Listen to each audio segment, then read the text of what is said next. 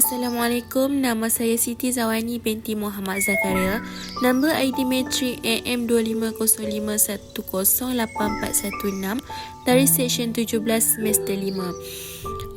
Hari ini saya akan menerangkan tentang videografi.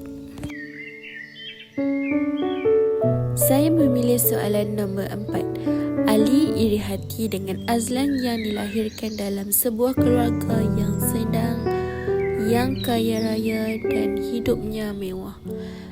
Iri hati yang dipentam Ali membuatkan dia tidak gembira kerana hidup dalam sebuah keluarga yang susah dan miskin. Bagi Ali, tidak ada makna hidup keluarga susah.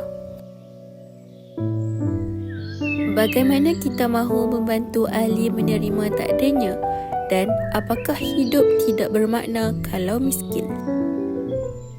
Jawapannya ialah nombor 1, penerimaan terhadap takdir. Dalam Islam, penerimaan terhadap takdir adalah prinsip penting. Ali diajarkan untuk menerima keadaan dan takdirnya dengan penuh kesabaran dan keyakinan bahawa segala sesuatu yang terjadi adalah kehendak Allah yang Maha Mengetahui. Yang kedua, ujian dan hikmah. Kehidupan miskin yang dialami Ali dapat dilihat sebagai ujian yang diberi oleh Allah.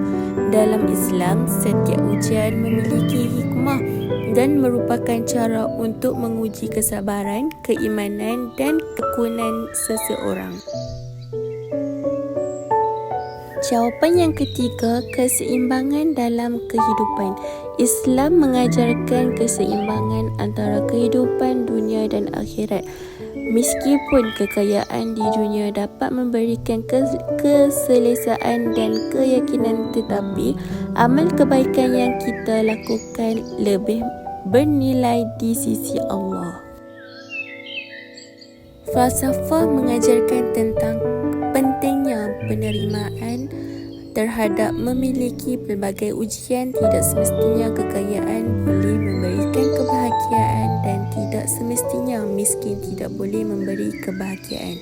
Ali perlu mengubah pandangan terhadap kehidupan untuk lebih menghargai kehidupan Allah Subhanahu Wa Taala, memberikan dan sentiasa bersyukur, masih mempunyai keluarga, kawan, tempat tinggal dan makan minum yang cukup untuk meneruskan kehidupan seharian. Tamat sudah penerangan saya. Sekian, terima kasih.